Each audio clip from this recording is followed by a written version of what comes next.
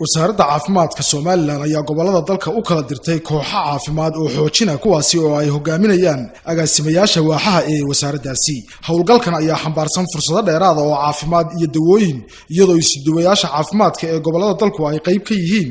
waxaanu qorshuhu yahay in si buuxda loo gaaro meelaha ay saameynta ku yeesheen abaaraha dalka ka jira iyo sidoo kale xogaal noqoshada guud ahaan xaaladda caafimaad ee dalka. agaasimaha waaxda caafimaadka guud ee wasaaraddaasi Abiib Aadan Nuur iyo la taliyaha wasiirka caafimaadka ee Soomaaliland oo hadal ka jeediyay goobta ay kooxahani ka anbabaxayeen ayaa ugu baaqay bulshada dalka inay ka faa'iideystaan fursadan, waxaana ay sheegeen in koox kasta uu hogaaminayo agaasima waaxda ama sarkaal ka tirsan wasaaradda caafimaadka ee Soomaaliland oo kaashanaya isduwayaasha caafimaadka ee gobolada. diyaar uga nahay oo uga baxaynaa in dhammaan la gaaro gobolada iyo degmooyinka sidii loo gaarsiin lahaa adeeg caafimaad. adeegaas oo ah waxaynu la soo tacaalaynay muddo iminka laga joogo 4 bilood oo dambeeyay abaaro kala duwan oo ku dhufanayay meelo kala duwan oo ka mid ah dalka.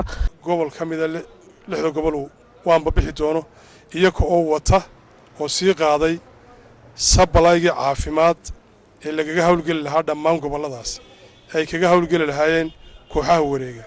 agaasimaha guud ee wasaaradda caafimaadka Soomaaliland Salmaan Jaamac Diiriye oo isna madashan ka hadlay ayaa u mahadnaqay guddida abaaraha ee qaranka, sidoo kalena waxa uu dardaaray kooxaha u kala baxaya gobolada dalka. waxaan baawurtaas u kala baxaysaa ama alaabtaas u kala baxaysaa gobolada oo dhan iyagoo ay hogaaminayaan agaasimaha waaxeedyada wasaaraddu. alaabtan waxaan isugu dhafnay sida ay gobolada u kala dhibaato badan yihiin oo shubanada iyo xanuunada laga soo sheegay ugu kala badan yihiin.